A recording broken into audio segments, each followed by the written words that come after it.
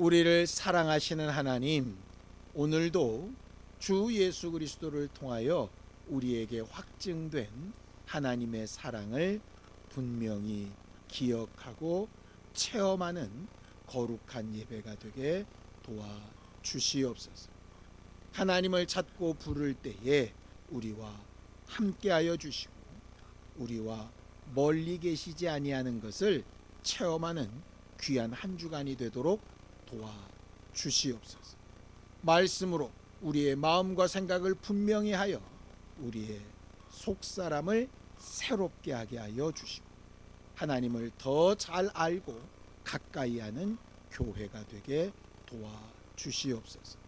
믿음으로 언금한 손길들 위에 복을 주시고 세상을 살아가는 동안에 하나님이 베푸시는 것들로 만족하며 기뻐하며 영광을 돌리게 역사하여 주시옵소서. 예수님의 이름으로 기도하였습니다. 하나님의 말씀은 빌립보서 1장 3절에서 11절까지 말씀을 함께 합독하겠습니다. 빌립보서 1장 3절에서 11절까지 말씀입니다. 함께 읽습니다. 시작. 내가 너희를 생각할 때마다 나의 하나님께 감사하며 간구할 때마다 너희 무리를 위하여 기쁨으로 항상 간구함은 너희가 첫날부터 이제까지 복음을 위한 일에 참여하고 있기 때문이라. 너희 안에 착한 일을 시작하시니가 그리스도 예수의 날까지 이루실 줄을 우리는 확신하노라. 내가 너희 무리를 위하여 이와 같이 생각하는 것이 마땅하니 이는 너희가 내 마음에 있으며 나의 매임과 복음을 변명함과 확정함에 너희가 다 나와 함께 은혜에 참여한 자가 됨이라. 내가 예수 그리스도의 심장으로 너희 무리를 얼마나 사모하는지 하나님이 내 증인이시니라. 내가 기도하노라. 너희 사랑을 지식과 모든 총명으로 점점 더 풍성하게 하사 너희로 지극히 선한 것을 분별하며 또 진실하여 허물 없이 그리스도의 날까지 이르고 예수 그리스도로 말미암아 의의 열매가 가득하여 하나님의 영광과 찬송이 되기를 원하노라.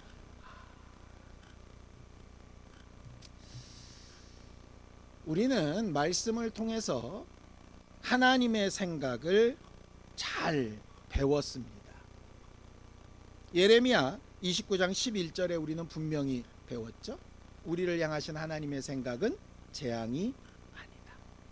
미래와 희망을 주려고 하는 것이다. 라고 이렇게 분명히 배웠었습니다.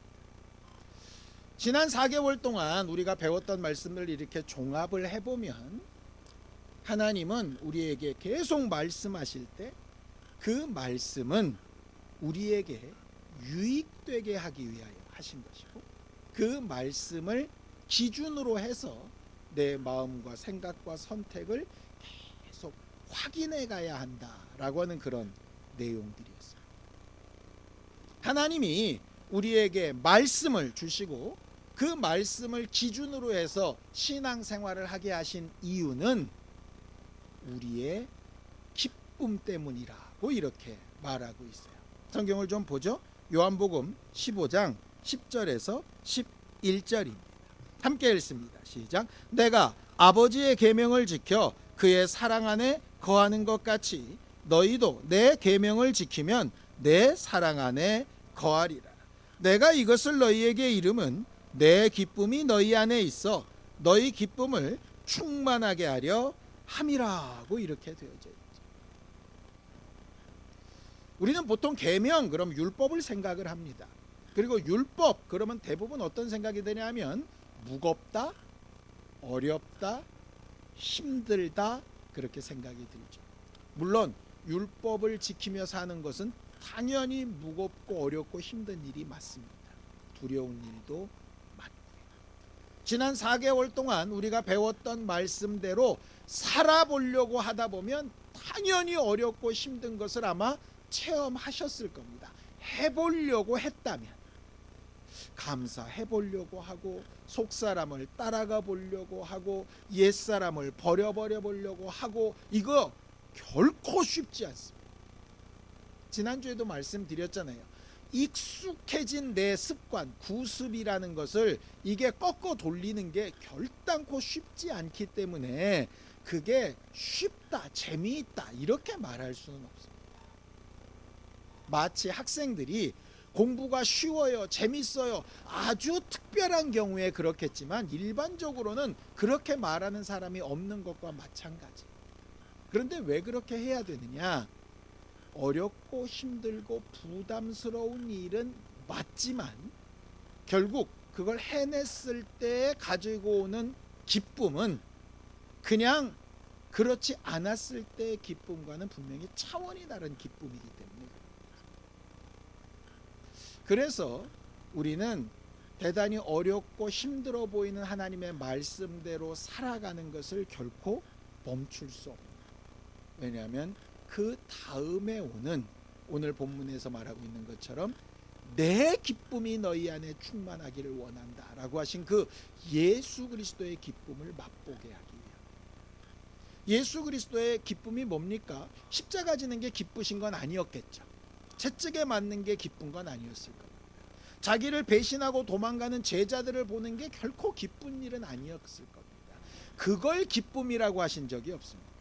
단지 그런 어려움과 아픔과 외로움과 십자가에서 6시간 동안 하나님도 자기를 버리신 것처럼 외롭게 지났던 그 시간을 이기고 얻은 기쁨이 뭐였냐면 역시 내 생각보다는 하나님의 생각이 옳고 내 방법보다는 하나님의 방법이 옳았다라고 하는 것을 확인하는 기쁨. 하나님이 끝없이 계속 인도해 가시고 버려진 것 같지만 결코 버려지지 않았다라고 하는 사실을 확인하는 기쁨. 신앙생활을 하면서도 우리는 간혹 의심이 들 때도 있습니다. 이렇게 하는 게 과연 맞나? 또 큰 어려움이나 또 어떤 상처를 받고 나면 전체적으로 지금까지 해왔던 것이 다 잘못된 것 같은 착각에 빠질 때도 있습니다. 당연히 그럴 수 있습니다. 그럴 때 필요한 건 바로 이 부분입니다.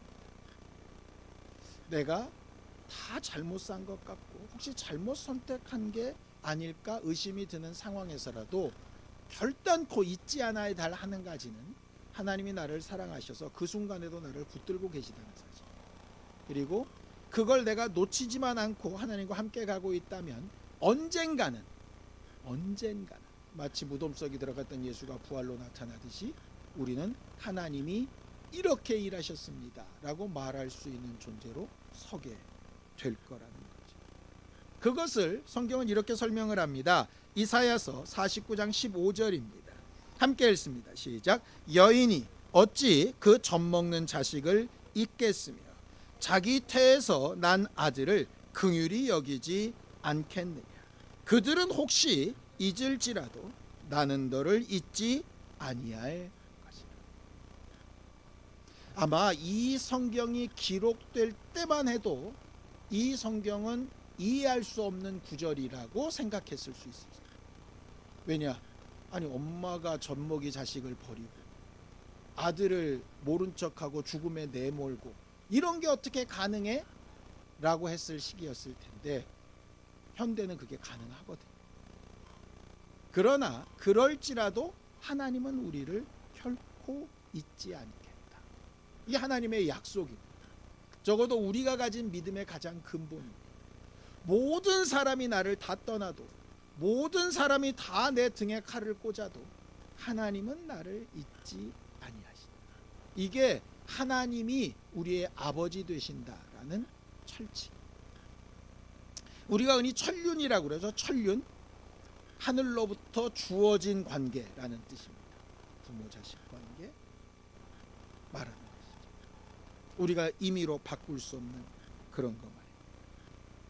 그래서 부모는 당연히 좋은 것으로 주려고 합니다. 그런데 성경에 이런 사람이 있습니다. 엘리라고 하는 제사장이 있어요. 누군지 아시죠? 이제 사무엘의 어머니 한나가 막 기도할 때 그거 가지고 막 책망했던 제사장 말입니다. 그 엘리에게는 아들이 둘이 있었습니다. 홈리와 비느하스라고 하는 아들입니다. 아버지가 제사장이기 때문에 아들은 어려서부터 하나님의 제물로 먹고 살았습니다. 하나님의 은혜로 산 것이죠.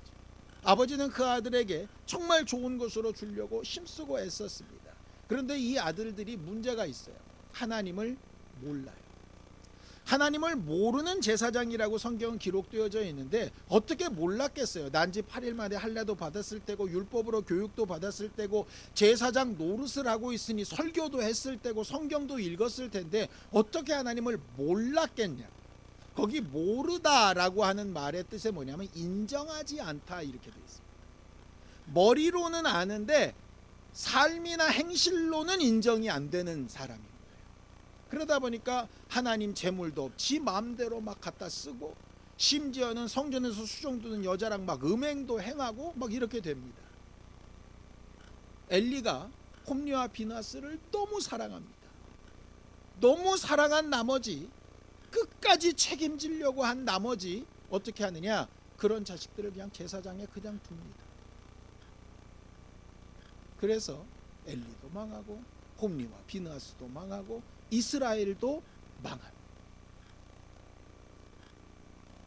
그걸 보면서 자라났던 사람이 누구냐면 사무엘입니다. 사무엘이 나중에 선지자가 되어서 자기 자식에게 좋은 것으로 주려고 합니다. 그래서 자기처럼 하나님의 일꾼인 사사가 되게 만들죠. 근데 문제는 뭐냐, 사무엘의 아들들도 똑같았어요. 홈리와 비느하스보다는 낫지만 그들도 똑같은 실수를 저지르게 됩니다. 엘리와 사무엘이 자식들을 사랑하지 않아서가 아닙니다. 너무너무 사랑했습니다. 자기처럼 하나님을 알기를 너무너무 사모했습니다. 그런데 안 됐습니다. 그 아이들이 하나님을 직접 경험할 수 있는 기회를 제공해 주지 못했죠. 정말 아이들을 위했다면 감싸고 덮고 하는 게 아니라 드러내요. 차라리 제사장직에서 쫓아내고 사사직에서 쫓아내고 아니면 매를 때려서라도 어떻게든 하나님 앞에 그의 삶이 인정받을 수 있도록 바꿨어야 됐을 텐데 단지 그냥 육정에 매여 가지고 거기에 이렇게 휩쓸려서 제대로 된 천륜을 잘 열매 맺지 못한 케이스죠.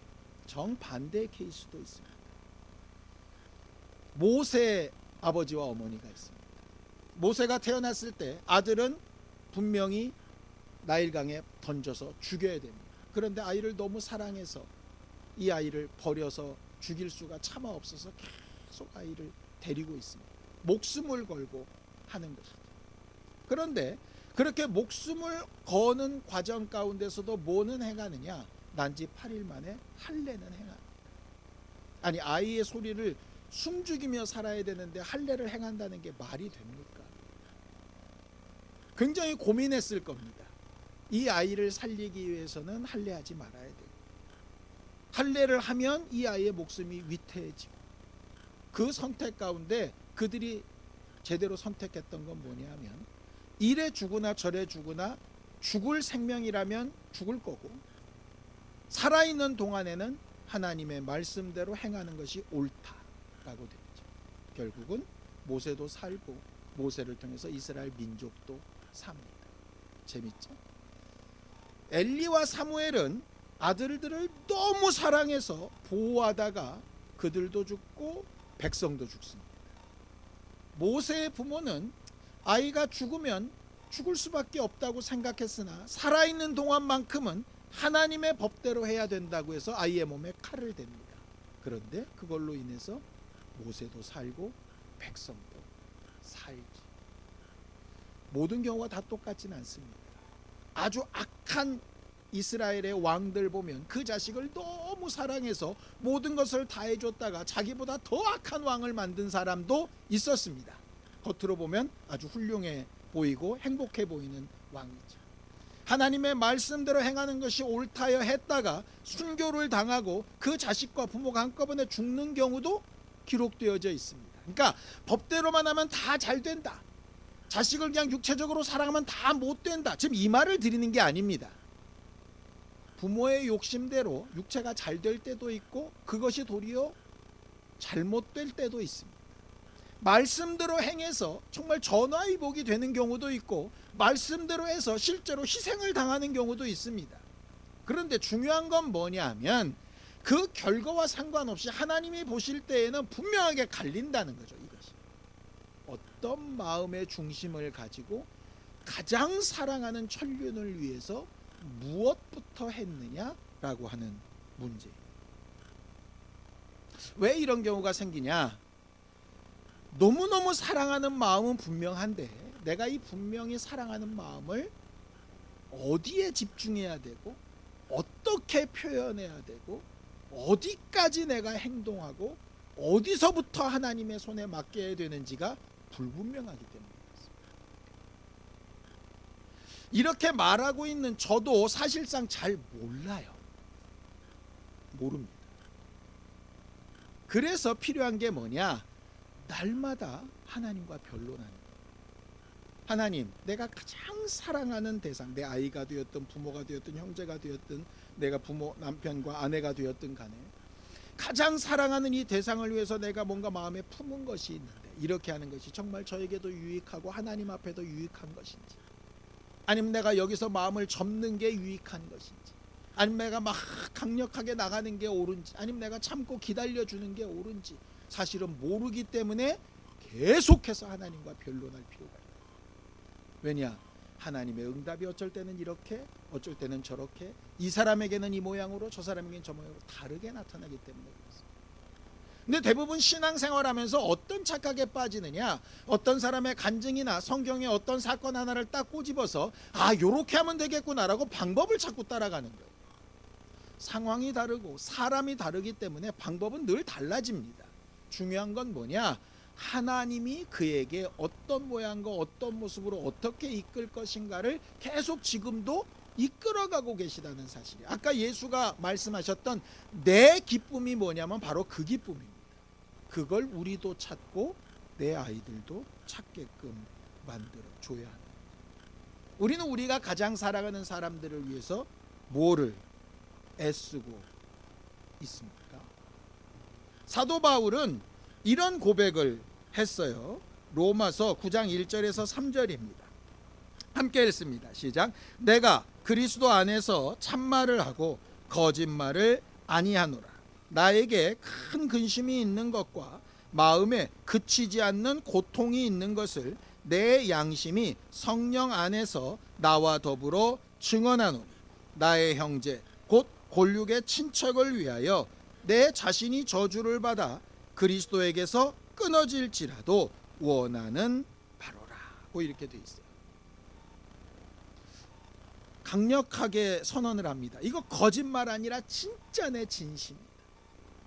내 형제, 내 민족, 내 가족들을 위해서는 그들이 구원받을 수 있다면 내가 차라리 예수에게서 끊어지는 한이 있더라도 그들이 그렇게 구원받았으면 좋겠다. 목숨 정도가 아닙니다. 저들이 구원받을 수 있다면 내가 죽겠다, 이 정도가 아닙니다. 내가 지옥에 갈지라도. 이거 너무 심한 얘기 아닙니까? 근데 이게 똑같이 고백했던 사람이 누구냐면 모세입니다. 모세가 하나님께서 이스라엘 백성들한테 진노하셔가지고 싹 다 밀어버리고 내가 너 하나 가지고 새로운 민족을 이루겠다 하셨을 때 차라리 나를 생명록에서 지우시고 저들을 용서해달라고 막 이야기합니다. 얼마나 뜨겁게 사랑해요. 여러분들은 여러분들 자녀를 위해서, 또 여러분들이 가장 사랑하는 어떤 사람을 위해서 이런 고백을 진실하게 할 수 있을까요? 재밌는 건 뭔지 압니까? 사도 바울이 이렇게 애타게 고백하고 있는 그 형제와 고륙과 백성이 누구냐? 지금 바울을 못 잡아먹어서 안달난 사람들이랍니다. 감옥에 갇히게 하고 암살 특공대를 만들어가지고 로마로 가는 길에서 그를 암살하려고 하고 로마로 투서를 넣어가지고 이 사람은 정말 사람을 요동하게 만들고 사람들을 미혹하는 존재이니 죽여야 된다고 이렇게 투서하는 인간들이 그 인간들이 도대체 어떤 마음을 가지면 이런 일이 가능한가? 결국 그 부분이 우리한테 오늘 주어진 숙제입니다.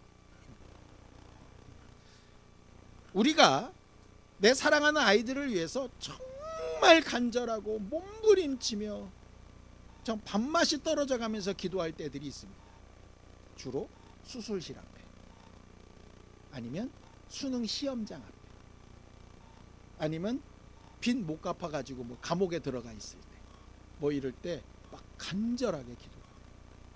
제 경우를 비춰보면 그런 것 같아요. 제 경우에 비춰보면 애들이 시험 볼 때, 아니면 뭐 수술 들어갈 때, 아니면은 저희 아버지가 뭐 어려움이 있어서 들어가 계실 때, 막 그럴 때 정말 어느 때보다도 간절하게 기도했던 것 같아요. 근데 대부분 그 간절하게 기도했던 때가 언제니까 다 뭐에 상관되는 거죠? 다 육체에 상관돼요. 영혼을 위해서 그런 마음으로 기도한 적이 있던 거예요. 그러니까 기도하죠. 우리 아이의 영혼을 위해서, 우리 아이의 미래를 위해서, 우리 아이가 예수를 잘 믿게 하기 위해서, 믿지 않는 우리 가족을 위해서 기도하면, 기도 안 한다는 거 아닙니다. 근데 여러분들이 아까 바울처럼 정말 거짓말 않고 정직하게 마음속에 저울을 두고 양쪽에 올려놔 보라 이 말이에요. 내가 지금까지 정말 간절하게 기도했던 아이 수능 시험 때와 그 영혼을 위하여 내가 기도할 때의 간절함이 어느 정도 무게인가를 한번 여러분들 스스로 올려놔 보면 답이 나올 것 같다. 나는 뭐를 위해 사는 사람?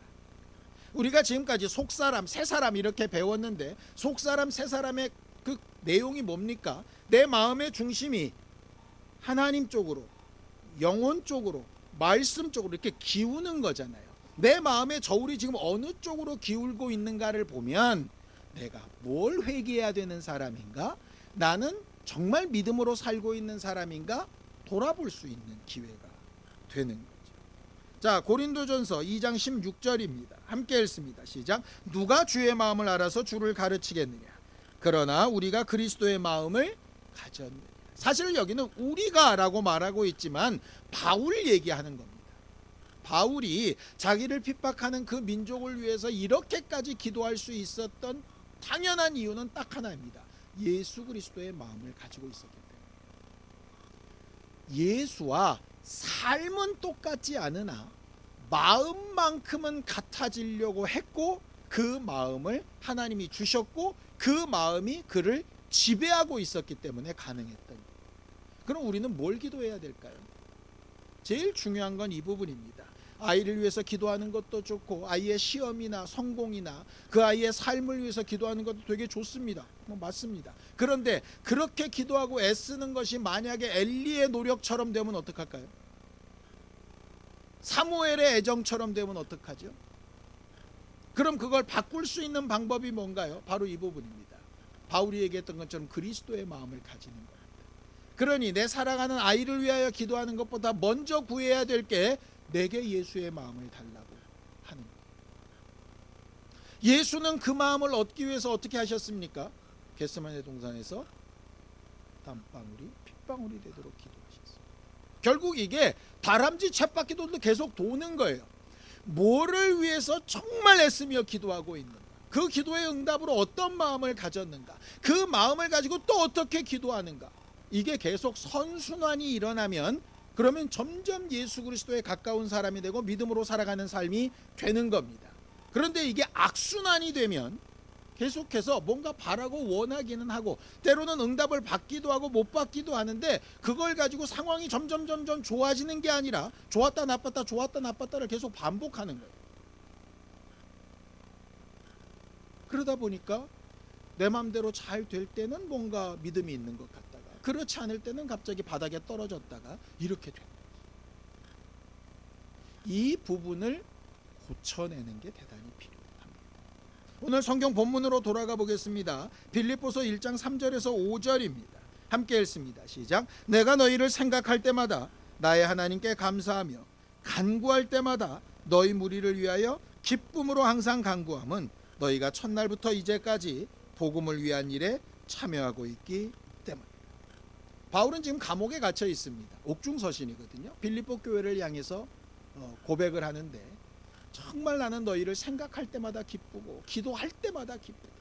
왜냐? 너희가 처음부터 지금까지 변함없이 예수를 사랑하고 나를 사랑하고 너희 영혼을 위하여 살아가고 있는 모습이 너무나도 분명하기 때문이다 라고 이렇게 이야기합니다. 그럼 이 빌립보 교회가 어떻게 시작되었길래 이렇게 어마어마한 칭찬을 받고 있는가? 정말 작게 시작했습니다. 소아시아에 처음 전도여행을 갔을 때 제일 먼저 갔던 곳이 빌립보입니다. 빌립보에 가서 예배할 수 있는 회당도 없었습니다. 유대인들의 모임도 없었다는 거예요. 그러니 회당도 없어서 그냥 강가에 혼자 조용히 기도하러 나갔는데 거기서 자주 옷감 장사인 루디아라는 사람을 만납니다. 그리고 그 여자 한 명을 전도합니다. 겨우겨우. 그 위대한 사도인 바울이 전도해서 겨우 얻은 영혼이 루디아 한 명이에요. 근데 그 루디아가 자기 혼자 예수 믿고 끝난 것이 아니라 자기 가족들과 같이 일하는 직원들을 불러 모아서 그 공동체에서 함께 예배를 하기 시작합니다. 그게 빌립보 교회의 출발이에요. 그렇게 하다가 점치는 여종 하나 귀신 쫓아줘가지고 오해를 받아서 바울이 감옥에 갇히죠. 감옥에서 원망하는 것이 아니라 그 안에서도 하나님을 찬양하다가 옥문이 막 열리는 사건이 일어납니다. 간수장이 그들이 탈출한 줄 알고 스스로 죽으려고 하다가 바울이 그에게 이야기하죠. 우리 도망가지 않았다. 주 예수를 믿으라. 그리하면 너와 내 집이 구원을 얻는다 라고 했던 게 두 번째 전도입니다. 간수장과 그 가족이 다 예수를 믿게 됩니다. 그리고 바울은 빌립보를 떠나고 다시 돌아오지 않습니다. 바울이 전도했던 건 딱 두 명이었습니다. 자주장사 루디아, 간수장. 근데 이 두 사람과 그 가족이 교회가 되어서 빌립보 교회를 이루고 이 빌립보 교회가 바울의 전 선교 사역 가운데 가장 큰 후원자가 됩니다. 성경을 또 볼까요? 빌립보서 4장 15절입니다. 함께 읽습니다. 시작. 빌립보 사람들아 너희도 알거니와 복음의 시초에 내가 마게도냐를 떠날 때에 주고받는 내 일에 참여한 교회가 너희 외에 아무도 없었네. 이후로 어마어마한 교회들이 많이 생겨납니다. 그런데 그 교회들이 어쩔 때는 바울을 돕다가 어쩔 때는 바울과 멀어졌다가 왔다 갔다 합니다. 근데 마지막 끝까지 바울의 선교 여행에 물질적으로, 마음으로, 기도로 함께했던 이들이 누구냐면 빌립보 교회 사람들이었어요. 이들은 어떻게 해서 그게 가능했을까? 딱 하나죠. 바울이 예수 그리스도의 마음으로 그들을 대했고 그들도 예수 그리스도의 마음을 품고 그것을 행한 것이었어요. 에베소 교회가 성경을 배운 걸로는 빌립보 교회보다 수만 배 앞섭니다.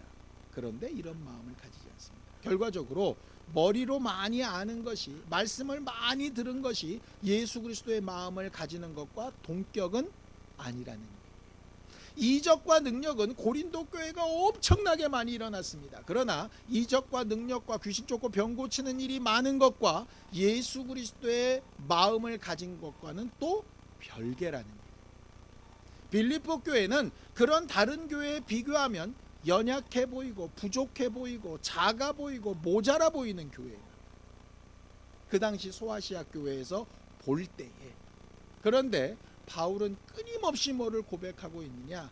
내 마음의 마지막 하나, 내가 의지할 수 있는 마지막 교회를 찾는다면 너희들이라고 이야기합니다. 그게 이것 때문이죠. 빌립보서 1장 8절입니다. 함께 읽습니다. 시작. 내가 예수 그리스도의 심장으로 너희 무리를 얼마나 사모하는지 하나님이 내 증인이시다. 그렇게 사모하면 계속 가르치지. 그렇게 사모하면 빌립보 교회에 가서 뼈를 묻지. 그렇게 사모하면 계속 가까이 있지. 육체의 거리나 만나는 빈도나 이런 것으로 설명하는 문제가 아닙니다. 사도 바울의 마음에 늘상 빌립보 교회를 믿는 마음이 있어요. 내가 뿌려놓은 그 믿음의 씨앗이 어떻게 성장하고 발전하고 열매 맺는가를 보는 기쁨이 있어요. 자기가 할 수 없지만 하나님의 손에 올려놓는 간절함이 있어요. 그게 바울이 가진 예수 그리스도의 심장이었어요.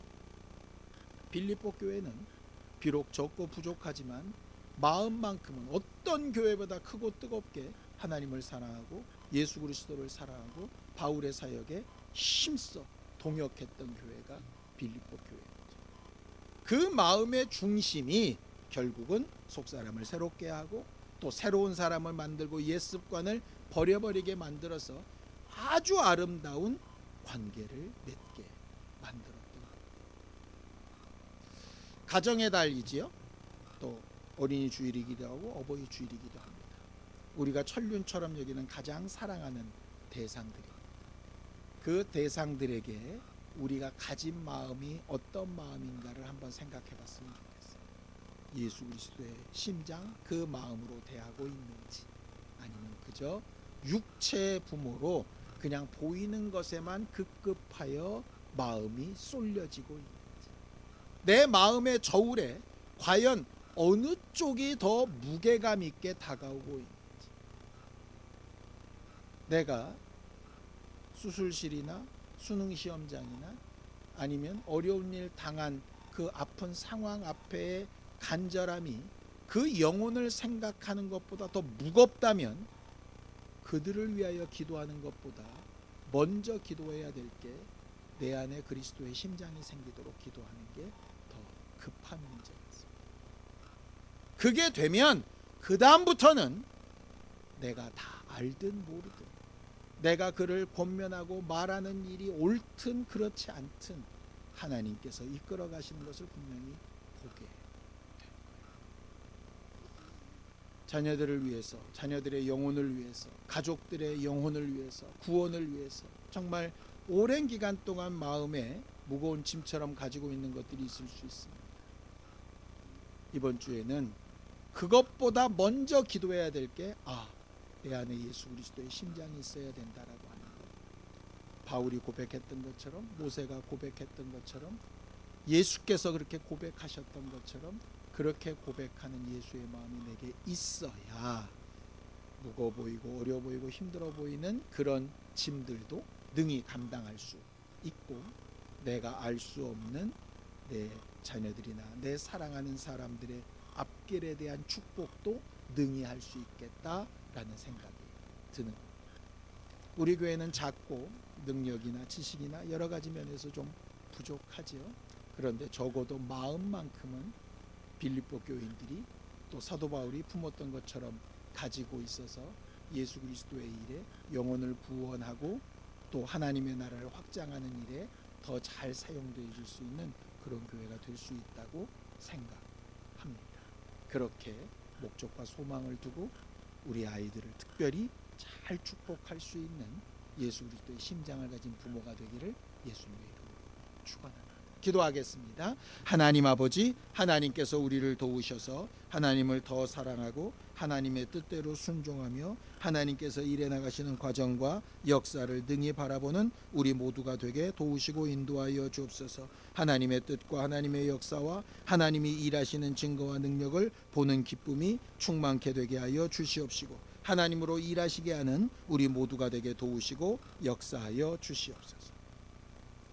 하나님 아버지, 우리를 도우시고 인도하셔서 주 예수의 심장을 가진 교회가 되어져 가게 하여 주옵소서. 내가 가장 사랑하는 대상들을 위하여 지금까지 여러 가지 모양과 여러 가지 내용들로 기도해 온 것들이 있습니다. 그것들이 이루어지고 우리 앞에 나타나면 참 좋고 행복하겠으나 궁극적으로 그것이 그에게도 유익하고 하나님의 나라에도 유익한지 우리가 잘 알지 못하기 때문에 오늘도 하나님의 손에 그 모든 기도의 제목을 올려놓고 예수 그리스도의 마음과 기도를 본받아 축복하기를 원합니다. 하나님께서 우리를 우리보다 더 잘 아시고 우리에게 미래와 희망을 주려 하시는 것을 약속하여 주셨사오니 우리가 가장 사랑하는 이들에게 하나님께서 주시는 복과 은혜로 채우시고 넘치게 하여 주셔서 영혼도 살고 마음의 힘도 얻고 육체와 환경에도 하나님의 도우신 증거들을 많이 볼 수 있도록 복을 더하여 주시옵소서. 이를 위하여 먼저 믿은 우리가 주 예수의 심장을 가지고 그리를 사랑하며 간구하며 하나님의 역사를 보기 원하오니 우리와 함께 하시고 도와 주시옵소서. 예수님의 이름으로 기도하였습니다. 이제는 우리 주 예수 그리스도의 은혜와 하나님 아버지의 극진하신 사랑과 성령님의 감동하시고 함께하시는 분명한 증거가 예수 그리스도의 심장을 가지고 축복하며 살기를 결심한 우리 모두 위에 이제부터 영원까지 함께 있을지어다. 아멘.